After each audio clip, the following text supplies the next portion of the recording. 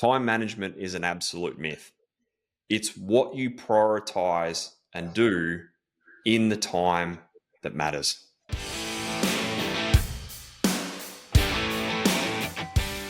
Hi everyone, Rob Crop.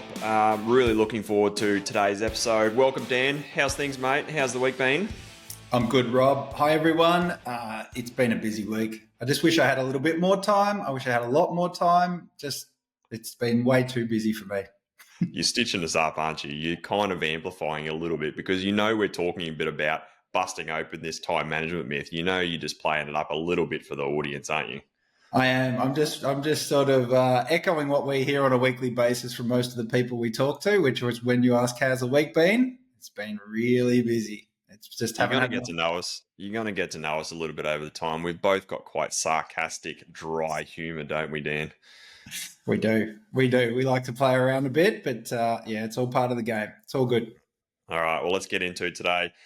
Why I actually love this topic, and if I'm honest, it's almost one of my favourite topics because when you talk to any business owner, one of the big things that they get into business for is they want more time. And then when you ask them when they're running a business how business is going and what's going on in their world, guarantee the next thing they'll tell you is they don't have enough time, and always hear it all the time. And then if you were to ever ask the family or anything of that business owner, and I can guarantee the wife, the partner, the kids, what do they want more from that business owner is they want more time with them, being present with them in that time. And so time's one of those things that it's just such a big topic, and it's so scarce, it's so limited and so valuable, but time is almost one of the biggest challenges. And I think one of the biggest things that a lot of people think that they've got to do is manage time better. And so it's one of those things that so many people don't have enough of it, yet we've got all the time that we need, but we think that we've just got to manage time in the middle. And so that's why I love this topic, because it's often one of the biggest challenges of a business owner, isn't it? It is. I think it's more than just a business. I think that's why we love this topic. I'm the same as you. I can't. It's one of the favorite things to get into because I think it applies to everyone. We live in the dimension of time, so we're always surrounded by it. We're always rubbing up against it, and I think our love for this topic comes from the fact that we recognise, one, that it is so common to everyone and so relatable, but also it's one of the biggest levers that we pull in coaching all the time. It is all around, well, how do we work with it? How do we get beyond it? How do we start to shift it in a way that it starts to work better for you than against you? Yeah.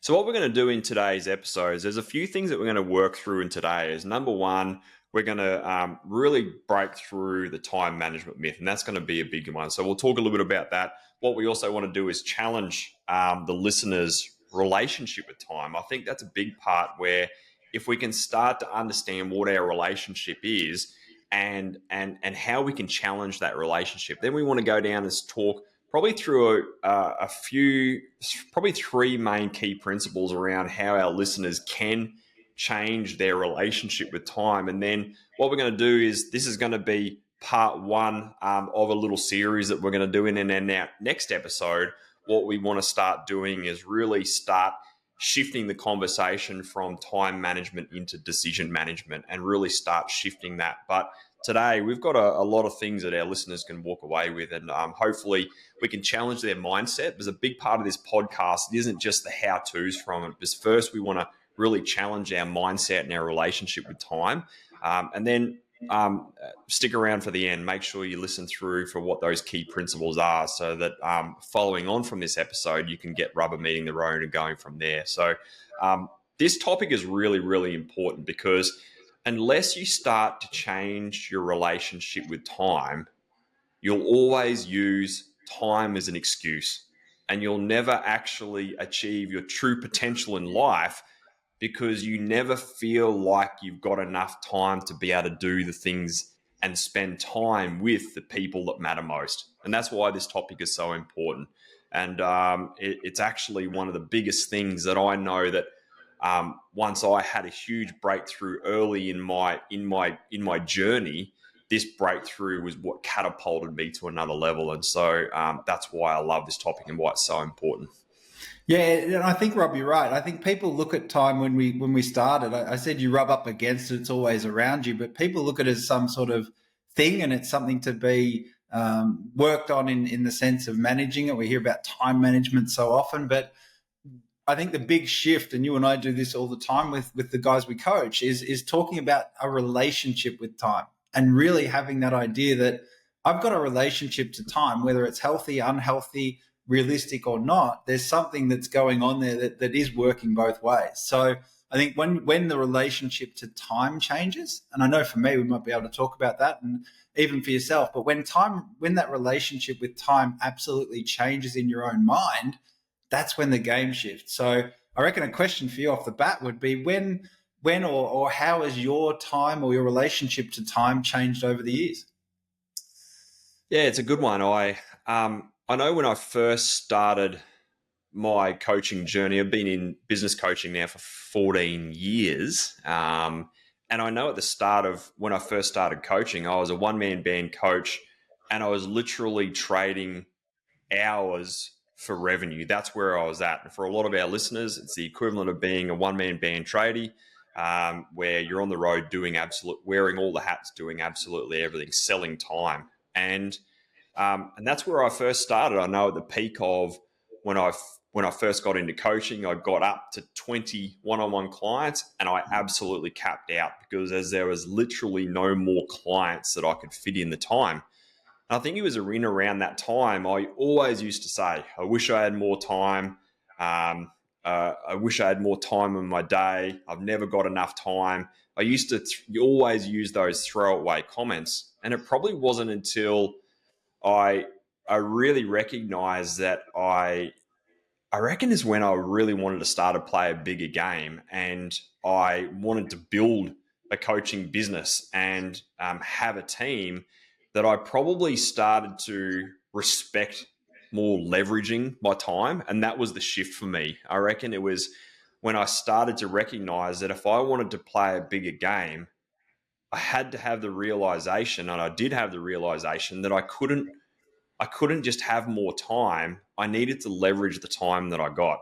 And back then, we're doing 10, this business is doing 10 times more in terms of more than 10 times more than we were in revenue back from when I was a one man band.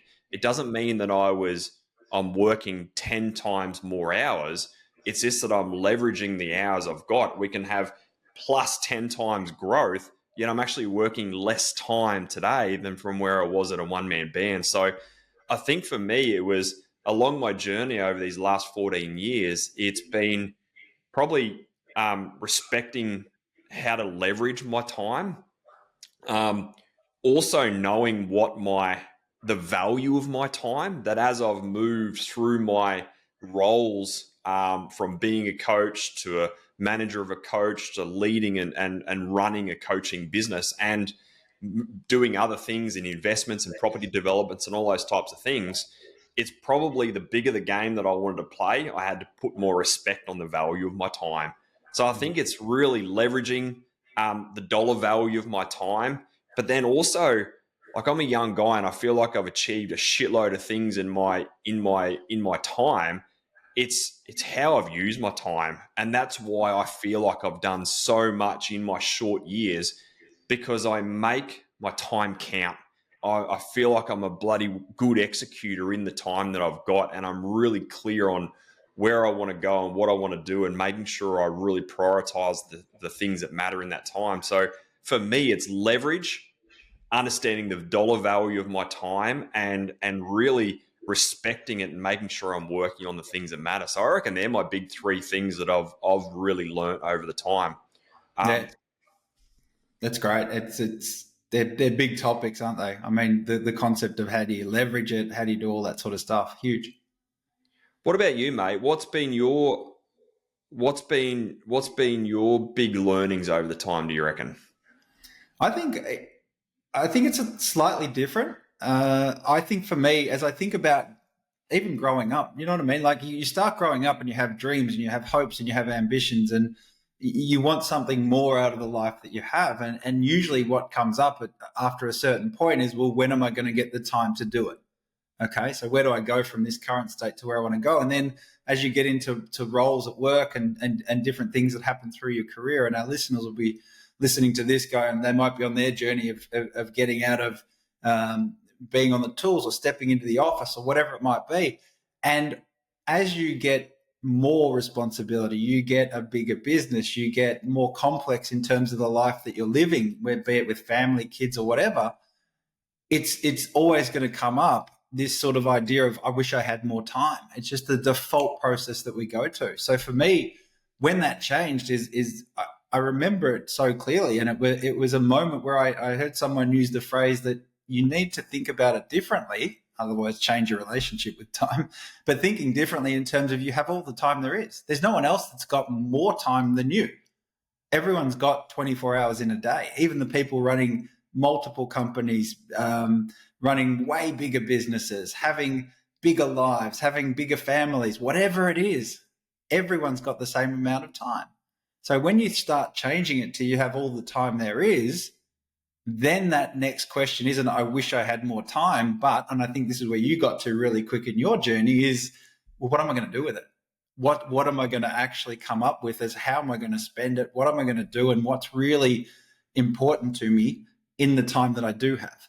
So that really was a big changing point for me, and it allowed me to move into general management rather rapidly in terms of career progression and even changing careers and letting go of certain things. All those decisions become easier and they can be made quicker when you recognize that one of the avenues that's not available to me is creating more time.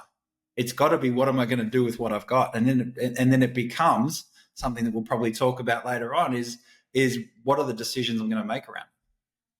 I'm a big believer that success leaves clues. That's one big principle that I've lived with for a long time. And I think it's, when I was studying other people's lives, I'd look at them and go, I've got 24 hours in a day. They've got 24 hours in a day. What are they doing that's got them there when we've all got the same amount of time?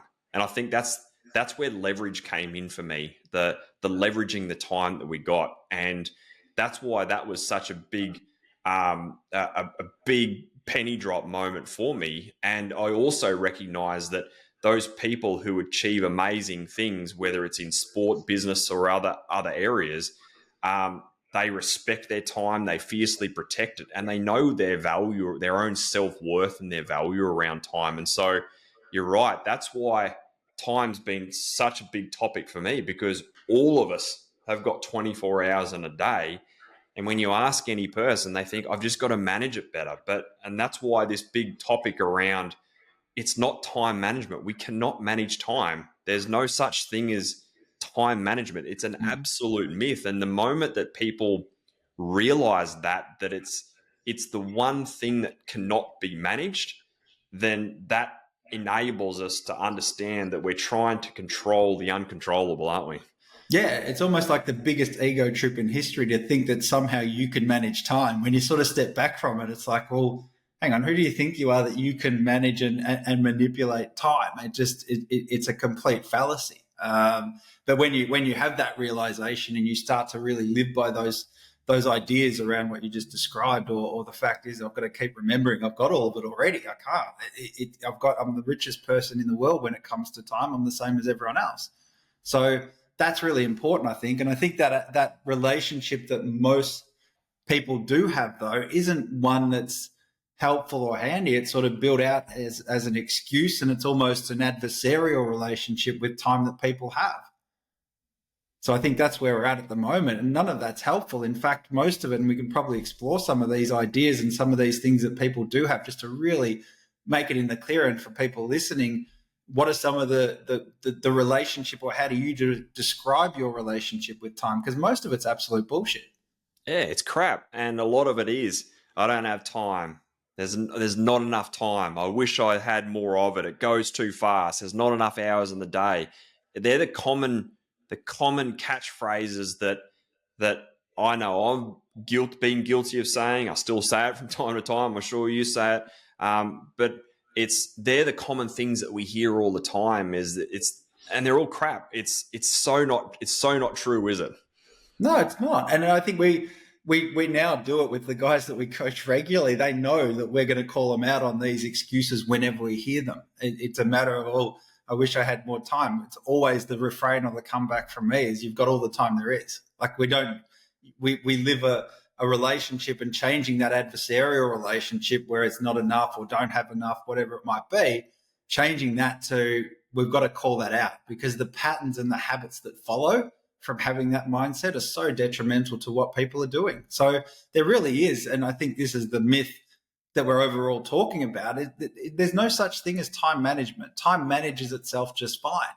And there's no such thing. What we're really talking about when you talk about that stuff is you're wishing you could manipulate time at the end of the day. You're wishing that somehow I had this magic ability to create more of it, change it, make it go slower or faster. And people have even tried to come up with ways to think about doing that. Like it goes slower or quicker depending on what you think about. But at the end of the day, you've got all of it. You've got all there is, and it becomes a choice about what you're going to do with it. So I think in terms of how we coach guys on it, some of the key principles that we talk to, and maybe we can start to play with those. If we can acknowledge that relationship and know that it has to shift, the next question, Rob's, probably around, well, how do we do that? What are some of the principles to change that relationship?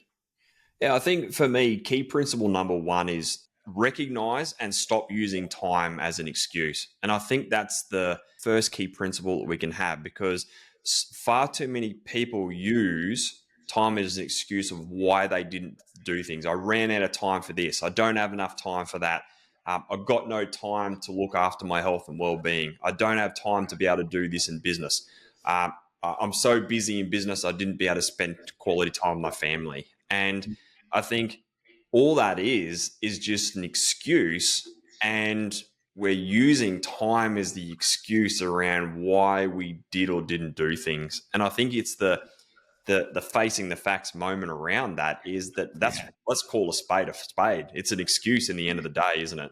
It is. And I think, and again, going back to those principles, it is absolutely a face the facts moment. I think it's also when we use it as an excuse, we're just settling. We're settling for that excuse and somehow making it okay that we live this life where I don't have enough time is just, oh, well, it is what it is sort of thing. And we accept and we settle for the life that comes as a result of continually using this excuse rather than stepping up to where we know where we need to go.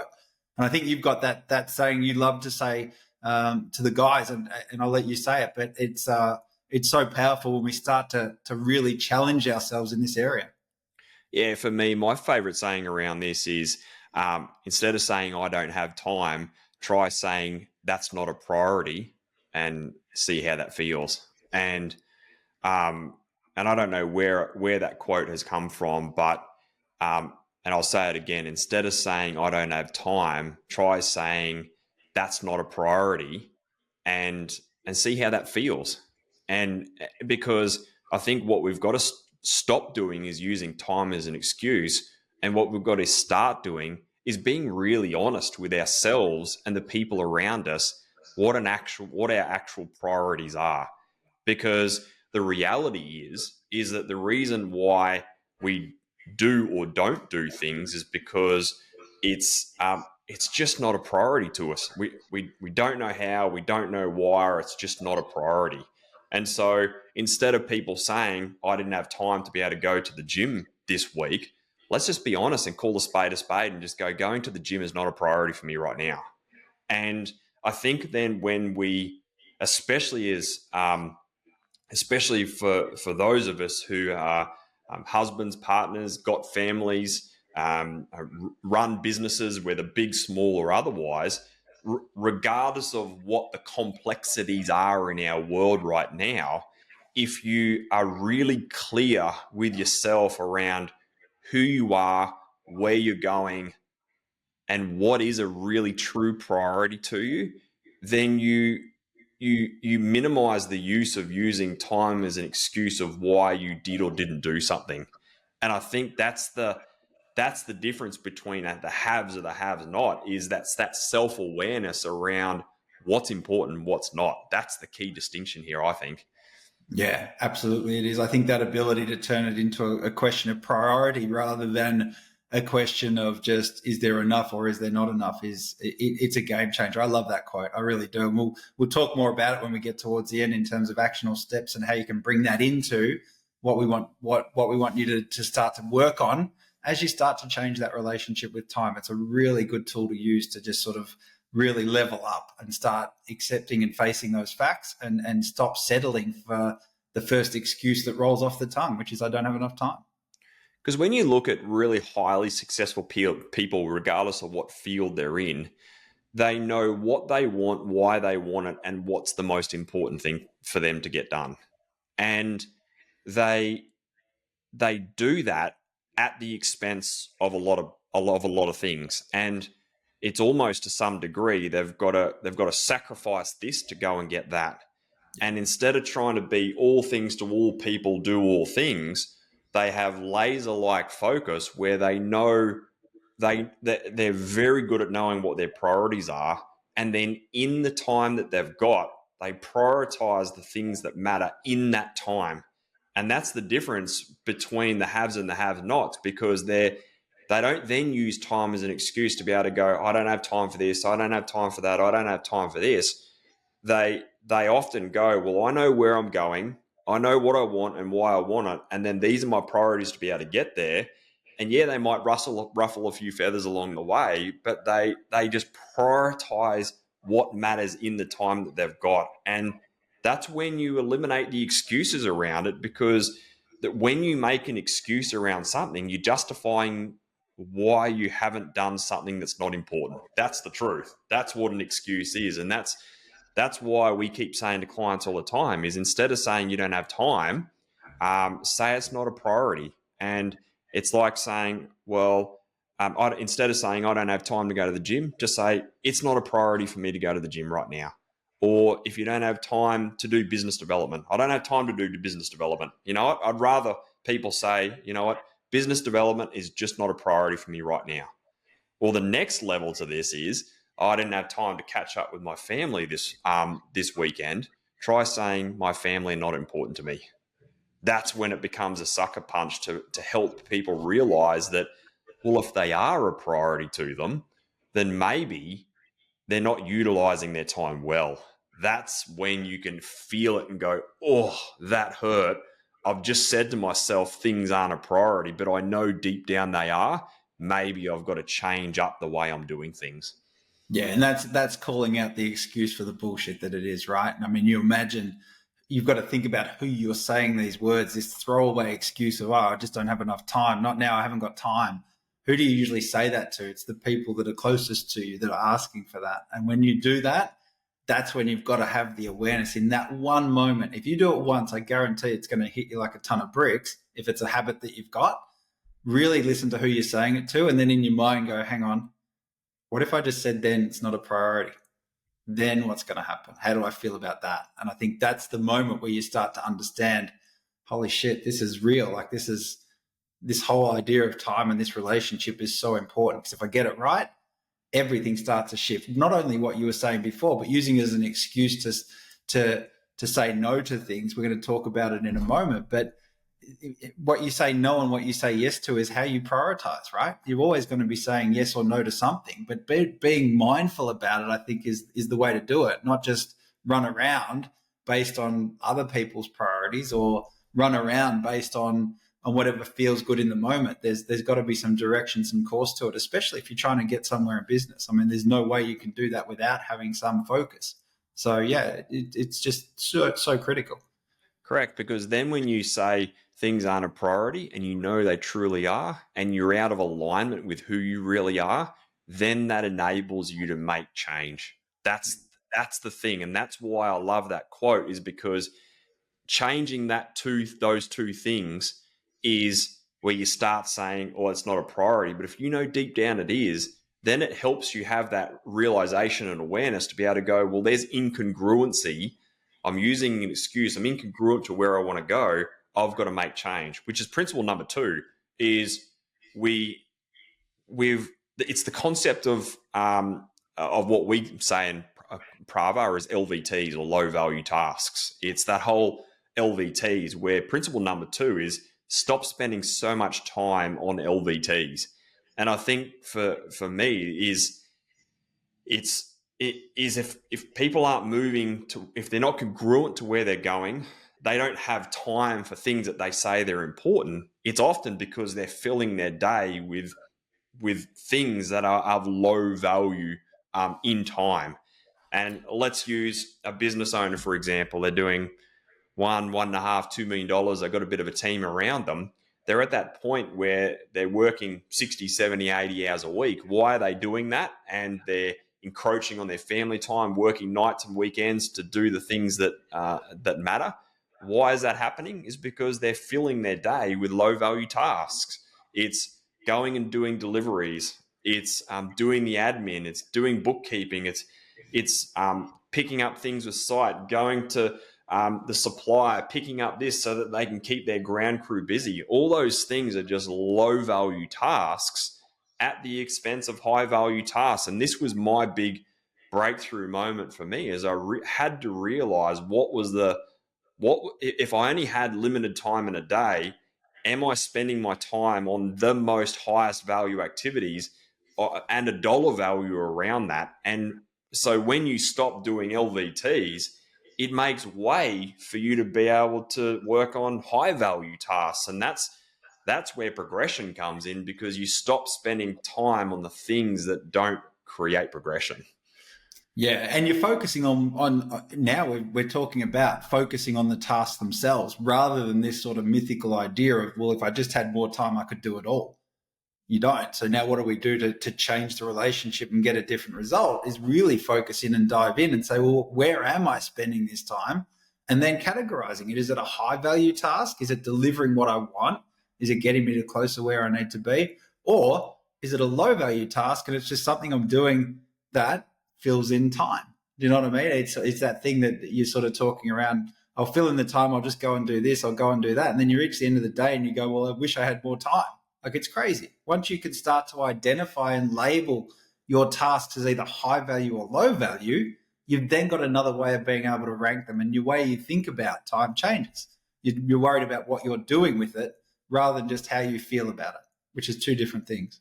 Yeah, we've all got 24 hours in a day, 7 days in a week, and 365 days in a year, except the leap years. But if we've all got a jar that's got 24 hours in that day, you've got to make sure that you're filling that jar with the highest value activities.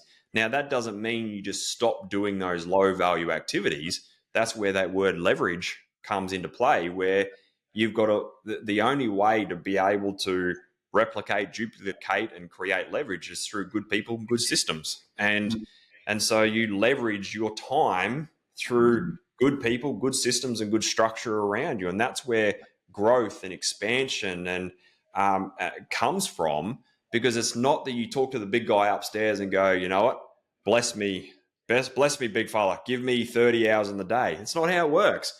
We've only got 24 hours in the day, so we're going to make sure that what are we doing that matters the most in that 24 hours. And we've got, as leaders, if you look at very highly successful leaders, they do what matters most in the time that they've got.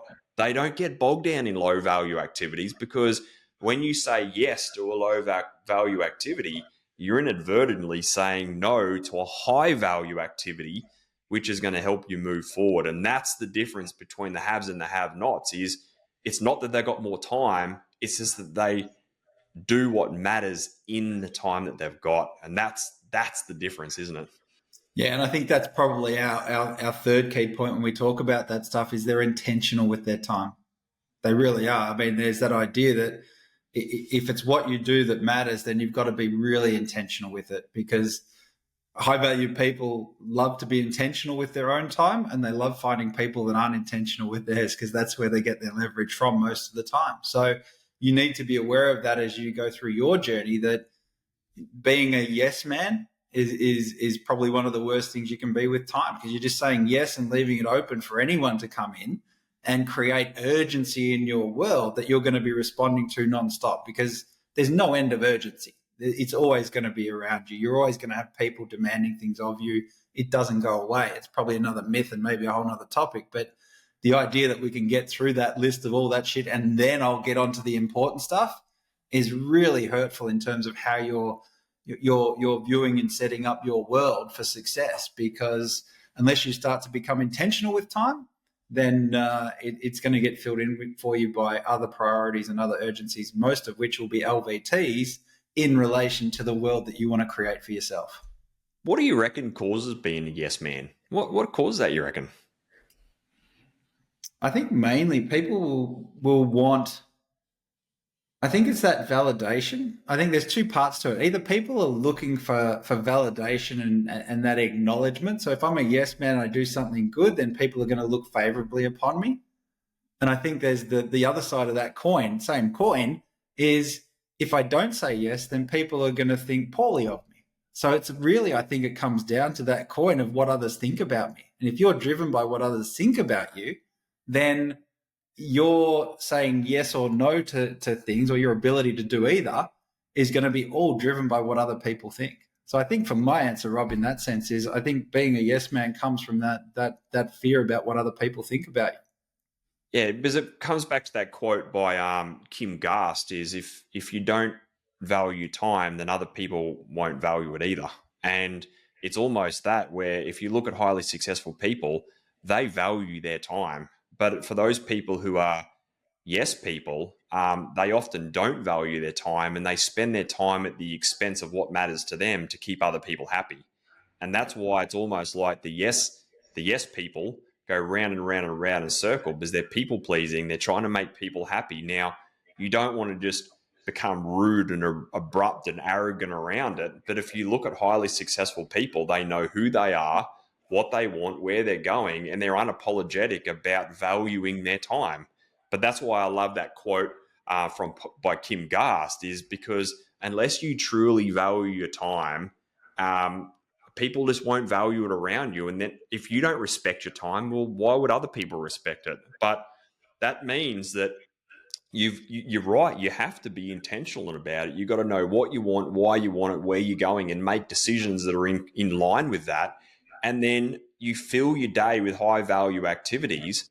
And because if you just people please, it's a recipe for disaster, isn't it? Yeah, it really is. You never end. You just create a longer list of LETs to do, and you just keep picking stuff up. You can make other people happy, but it's going to come at the sacrifice of yourself. And more often than not, it's in those moments where you're saying those things about not having enough time to the people that matter most to you in your world. So let's recap this now. Principle number one um, is recognizing and stop using time as an excuse. And what we can start to be doing is let's be honest around what our actual priorities are. That's principle number one. Stop using time as an excuse and start being a master of priorities and prioritizing the things that matter.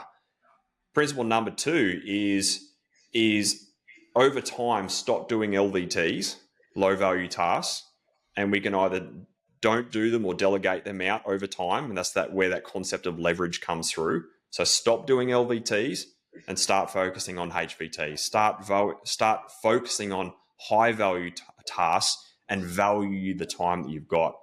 And then principle number three is let's stop being a yes man and let's start being intentional with our time. So in order for us to be able to change our relationship with time, what we can first do is understand that time management is a myth. There's no such thing as time management, but there's things that we can stop doing and start doing. And if we can start to being aware over time, and that's something that I want to challenge the listeners to take away from this episode, is start to being aware of how you think and what you say around time. And if they can start to do that, what they're going to start to realize is, well, what is their relationship with time?